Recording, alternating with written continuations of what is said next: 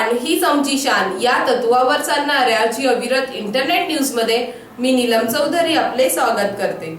तर आता पाहू सविस्तर घडामोडी। 2 दिवसीय eco friendly Ganesha making workshop संपन्न। काही दिवसात गणरायांचे आगमन होणार आहे। गणेशोत्सव आनंदाने तसे पर्यावरणाची हानी न करता साजरा करण्यात यावा यासाठी आविष्कार फाउंडेशन कल्याण आणि तन्मय आर्ट इन्स्टिट्यूट यांच्या सहकार्याने नगरसेवक सुनील वायले यांनी कल्याणातील साई हॉल वायलेनगर खडकपाडा येथे 2 दिवसीय इको फ्रेंडली गणेश मेकिंग वर्कशॉपचे आयोजन केले होते। या कार्यशाळेत विविध 15 शाळांमधील 207 विद्यार्थ्यांनी सहभाग घेतला। गेल्या 4 वर्षापासून आविष्कार फाउंडेशन कल्याण आणि तन्मय आर्ट इन्स्टिट्यूट चित्रकला स्पर्धा, चित्रकला प्रदर्शन, फेस पेंटिंग स्पर्धा, 3D art, eco friendly Ganesh making workshop इत्यादीच्या माध्यमातून सामाजिक पर्यावरणपूरक अशा विविध विषयांवर आत्मभान जागृत करण्याचे कार्य करीत आहे। यामध्ये तळागाळातील होतकरू, गरीब, गरजू, अनाथ विद्यार्थ्यांसाठी मदत व मोफत कार्यशाळांचे आयोजन करीत असते। याच धर्तीवर शनिवार रविवार या 2 दिवशी इको फ्रेंडली गणेश मेकिंग वर्कशॉपचे आयोजन करण्यात आल्याची माहिती आविष्कार फाउंडेशनचे सेक्रेटरी विनोद शेलकर यांनी दिली। 2 दिवस चाललेल्या मेकिंग वर्कशॉपमध्ये मुलांना मातीचे गणपती बनवणे, मोल्डिंग म्हणजेच साच्यातला गणपती, त्याचप्रमाणे गणपतीचे डोळे कसे रेखीव असावेत आणि गणेशोत्सव कालावधीतील 10 दिवसांमधील जमा होणारे निर्माल्य रस्ता किंवा कचरा कुंडीत टाकून त्याचे पावित्र्य नष्ट न करता ते निर्माल्य घरातील झाडाच्या कुंडीत अथवा गार्डनमध्ये खत म्हणून वापर करावा असेही त्यांनी सांगितले। दरम्यान आसिफ खान या विद्यार्थ्याने तर कमालच केली। चक्क एकाच वेळी त्याने 4 मातीच्या गणेश मूर्ती बनवून सगळ्यांची मने जिंकली। विशेष म्हणजे या अगोदर त्याने कधीही गणपतीची मूर्ती बनवली नसून मी सकाळपासून या मेकिंग वर्कशॉपमध्येच पाहता शिकलो असल्याचे त्यांनी सांगितले। मनसे नगरसेविका मंदाताई पाटील यांनी उत्तीर्ण विद्यार्थ्यांचा सत्कार केला। पाथर्ली गावठाण येथील मनसे नगरसेविका मंदा पाटील यांनी गेली 5 दिवस 10वी-12वीच्या प्रभागातील सुमारे 150 विद्यार्थ्यांचा त्यांच्या घरी जाऊन सत्कार केला। यावेळी पालकांनी नगरसेविका पाटील यांचे कौतुक केले। यावेळी अनेक पदाधिकारी आणि कार्यकर्ते, महिला कार्यकर्त्या उपस्थित होत्या। प्रभागातील सर्व रहिवाशांना दिवाळी भेट व भेटवस्तूंचे वाटप, सर्व महिलांसाठी भव्य मंगळागौर, हळदी कुंकू, प्रभागातील नागरिकांसाठी आरोग्य शिबिर, दरवर्षी भव्य दहीहंडीचे आयोजन, डोंबिवली रेल्वे स्थानकाची स्वच्छता पाहणी दौरा करून स्टेशन प्रबंधकाला निवेदन, लहान मुलांच्या कलागुणांना वाव मिळवून देण्याकरिता कलाकृती कार्यक्रम, महिलांकरिता महिला दिनाचे आयोजन, प्रभागातील रस्ते व पायवाटा यांमधील उंची जास्त असल्याने पायवाटांची उंची कमी केली। महत्त्वाच्या 6 ठिकाणी चौकात पांढरे हॅलोजन लावले। पूर्व प्राथमिक व माध्यमिक शिक्षण महिला व बाल कल्याण समितीच्या माजी सभापती असताना गरजू आणि निराधार महिलांसाठी सुनीलनगर येथे हक्काचे महिला बचत गट आणि विक्री केंद्र सुरू केले। प्रभागातील उघडी गटारे बंदिस्त, सुरक्षेसंदर्भात नागरिक आणि पोलिसांमध्ये चर्चासत्र, प्रभागात संत गाडगे बाबा स्वच्छता अभियान, ज्येष्ठ नागरिकांतील बसण्याकरिता बाकडे, प्रभागातील ज्येष्ठ नागरिकांना एकत्र आणून साई सार्थक ज्येष्ठ नागरिक संघाची स्थापना, त्याचबरोबर साई सार्थक महिला मंडळाची स्थापना, गणेशोत्सव भक्तगणांसाठी शीतपेयाची सोय, शिवमंदिराचे सुशोभीकरण, अत्याधुनिक वाचनालयाची नियोजन जागा यासारख्या अनेक कार्यक्रमांमुळे नगरसेविका मंदा पाटील यांचे प्रभागात कौतुक होत आहेत। तसेच गोपाळनगर 2 मध्ये ज्येष्ठ नागरिक कट्टा व शालेय, आध्यात्मिक तसेच धार्मिक पुस्तकांनी सुसज्ज असे वाचनालय बांधण्यात येणार आहे। सध्या प्रभागातील गरीब व गरजू लोकांसाठी सांस्कृतिक कला मंच बांधण्याबाबत पत्रव्यवहार चालू आहे। डोंबिवली शहरातील गरीब आणि गरजू लोकांसाठी मोफत रुग्णवाहिनी सुरू करण्यात येणार आहे। गोपाळनगरमधील दीपगंगा सोसायटी ते द्वारकानाथ सोसायटी दरम्यानच्या रस्त्यांचे सुशोभीकरण करण्यात येत आहे। प्रभागातील शहरी मागासलेल्या वस्त्यांमध्ये नवीन शौचालय बांधण्यात येणार आहे आणि प्रभागातील CCTV कॅमेरे लावण्याचे नियोजन आहे। असे पुढील कामे करण्यात येणार असल्याचे नगरसेविका मंदा पाटील यांनी सांगितले।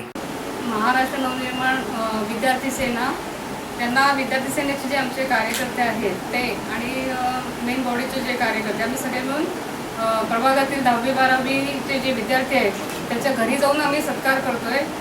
त्यांना जे यश मिळालेलं आहे त्याच्यामध्ये त्यांचे आई वडील, त्यांचे घरातले जे आहेत त्यांच्या सगळ्याचा भरपूर मोठा वाटा आहे।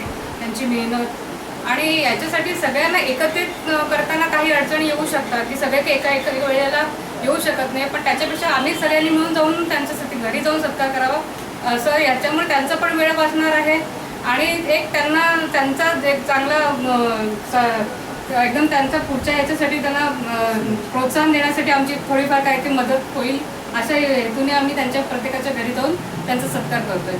वाहतूक कोंडीतून कल्याणकरांची लवकरच सुटका होणार, आमदार नरेंद्र पवार यांचे आश्वासन. वाहतूक कोंडीच्या साडेसातीतून कल्याणकरांची लवकरच सुटका करून शहरातील वाढत्या अपघातांना रोखले जाईल असे ठोस आश्वासन भाजप प्रदेश सचिव तथा कल्याण पश्चिमेचे आमदार नरेंद्र पवार यांनी माध्यमांशी बोलताना दिले. कल्याण शहरातील वाहतूक कोंडी आणि वारंवार होणाऱ्या अपघातावर कायमस्वरूपी तोडगा काढण्यासाठी कल्याण पश्चिमेचे आमदार नरेंद्र पवार यांच्या पुढाकाराने KDMC आयुक्त दालनात शनिवारी विशेष बैठकीचे आयोजन करण्यात आले होते. यावेळी माध्यमांशी बोलताना त्यांनी येत्या 6 महिन्यात शहरातील वाहतुकीचे चित्र वेगळे असेल असे स्पष्ट केले. या विशेष बैठकीला KDMC आयुक्त मधुकर अरदड, कल्याण परिमंडळ 3 पोलीस उपायुक्त संजय जाधव, वाहतूक पोलीस उपायुक्त रश्मी करंदीकर, नगरसेविका उपेक्षा भोईर, नगरसेविका डॉक्टर शुभा पाध्ये, नगरसेविका मनीषा धात्रक आणि महापालिकेचे प्रमुख अधिकारी उपस्थित होते. गेल्या 3 दिवसात कल्याण शहरात झालेल्या अपघातात 3 जणांचा मृत्यू झाला. या वाढलेल्या अपघातांमुळे आणि वाहतूक कोंडीमुळे नागरिकांना होणारा त्रास लक्षात घेऊन आमदार नरेंद्र पवार यांनी महापालिका आणि पोलीस यंत्रणेला आदेशित करून विशेष बैठकीचे आयोजन KDMC आयुक्त मधुकर अरदड यांच्या दालनात केले होते. यावेळी शहरातील बंद पडलेली सिग्नल यंत्रणा, झेब्रा क्रॉसिंग, रस्त्यांवर दुतर्फा बसणारे फेरीवाले, फुटपाथवरील अतिक्रमण, वाहतूक शिस्त, पार्किंग व्यवस्था, CCTV, शहरातील अवजड वाहनाची वाहतूक, ट्रॅफिक पोलीस आणि वॉर्डनची कमतरता, KDMC रस्त्यांची कामे, वाहतूक शिस्तीसाठी नागरिकांचा सहभाग, वाहतूक नियोजनासाठी आवश्यक बदल आणि रखडलेला गोविंदवाडी बायपास आदी विषयांवर आमदार पवार यांनी सविस्तर निवेदन करून महापालिका प्रशासन आणि पोलीस प्रशासनाला सूचना केल्या. या सूचनांची गांभीर्याने दखल घेऊन शहरातील वाहतूक पुढील 6 महिन्यात सुरळीत असेल असे आश्वासन महापालिका प्रशासन आणि पोलीस प्रशासनाने आमदार पवार यांना दिले. वाहतूक नियोजनासाठी आवश्यक ठिकाणी शासन स्तरावरून आणि आमदार निधीतून मदत केली जाईल असे आमदार यांनी यावेळी स्पष्ट केले. वाहतुकीला आणि फेरीवाल्यांना शिस्त लावण्यासाठी वेळप्रसंगी ताठर भूमिका घेऊन कारवाई करण्याचे आदेश आमदार पवार यांनी दिले. त्याचप्रमाणे शहरातील नागरिकांनी वाहतुकीच्या नियमांचे काटेकोर पालन करून सहकार्य करण्याचे आवाहन यावेळी आमदार पवार यांनी माध्यमांशी बोलताना सांगितले. दरम्यान शहरातील अवजड वाहने आणि शहराबाहेर जाणारी वाहतूक गोविंदवाडी बायपासच्या माध्यमातून बाहेरून वळवण्यास मदत होईल. हा बायपास खुला करण्याच्या दृष्टिकोनातून आवश्यक तांत्रिक अडचणी सोडवण्यासाठी ठाणे जिल्ह्याचे पालकमंत्री एकनाथ शिंदे यांच्या सहकार्याने शासनाची मदत घेण्यात येईल असे आमदार पवार यांनी सांगितले. सदरची तांत्रिक बाब तातडीने दूर करून बायपास सुरू करण्यात येईल असे त्यांनी स्पष्ट केले. कल्याण शहरातील जी मुख्य वाहतूक समस्या आहे त्या विषयाच्या अनुषंगाने आजची मीटिंग होती. त्याचबरोबर KDMCचे जे काही प्रोजेक्ट चालू आहेत की ज्या दिरंगाईमुळे काल एक मोठा अपघात झाला, त्या अनुषंगाने वाहतूक कोंडी आणि पेंडिंग कामं याचा पाठपुरावा घेण्याच्या संदर्भामध्ये ही मीटिंग लावण्यात आली होती. त्यामध्ये पोलीस उपायुक्त जाधवसाहेब, नंतर ट्रॅफिकच्या कमिशनर रश्मी करंदीकर मॅडम, MSRTCचे आणि KDMCचे आयुक्त आणि अधिकारी हे सगळे उपस्थित होते. त्यांच्याशी संबंधित असलेले सगळे जे विषय होते त्याची चर्चा झाली. त्याचप्रमाणे सिग्नल व्यवस्था असेल, CC कॅमेरा असतील किंवा फेरीवाल्यांचा विषय असेल, अशा सगळ्या विषयाच्या अनुषंगाने चर्चा झाली आणि या चर्चेमधून निश्चितपणे एक ठोस कार्यक्रम या सगळ्या अधिकाऱ्यांनी, पदाधिकाऱ्यांनी निश्चित केलेला आहे की जेणेकरून आगामी काळात लवकरात लवकर ही फेरीवाल्यांची समस्या असेल, वाहतूक कोंडीची समस्या असेल आणि जी महापालिकेची पेंडिंग कामं आहेत ही लवकर मार्गी लागण्याच्या दृष्टिकोनातून सगळ्यांनी ठोस आश्वासन दिलेलं आहे. आता तसं स्पेसिफिक इंडिव्हिज्युअली वेगवेगळे विषय आहेत, पण तर देखील सगळी कामांचा आढावा लक्षात घेता त्यात इन्क्लूड अगदी गोविंदवाडी बायपास सुद्धा त्याचा देखील 6 महिन्याच्या आतमध्ये सगळी कामं मार्गी लावू अशा प्रकारचं आश्वासन सर्व अधिकाऱ्यांनी दिलेलं आहे. डोंबिवली रेल्वे पोलिसांचा प्रामाणिकपणा. रेल्वेत प्रवास करीत असताना गाडीत विसरून राहिलेले सामान किंवा वस्तू परत मिळणे मुश्किल असते. मात्र डोंबिवली रेल्वे पोलिसांच्या सतर्कतेमुळे प्रवाशाला आपली बॅग परत मिळाली. पोलिसांच्या या कामाचे कौतुक वरिष्ठ अधिकारी आणि नागरिक करीत आहेत. आज शनिवारी नरिमन मेहता वय 59 राहणार भगतसिंग रोड मुंबई हे त्यांच्या कामानिमित्त विक्रोळी येथे जाण्यासाठी सकाळी 10:40 वाजता अप CST अंबरनाथ लोकलमध्ये CST बाजूकडील फर्स्ट क्लास डब्यात बसले होते. त्यांनी त्यांच्या जवळील बॅग रँकवर ठेवली होती.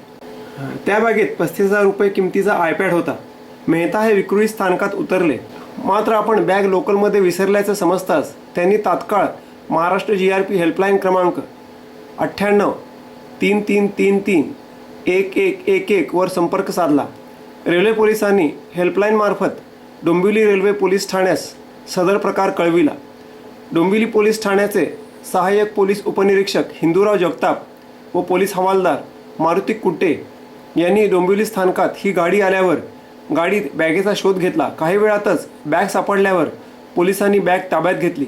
त्यानंतर मेहता यांना पोलीस ठाण्यात बोलावून त्यांना iPad व बॅग परत करण्यात आली. तर याचबरोबर हे बातमीपत्र संपले. नमस्कार.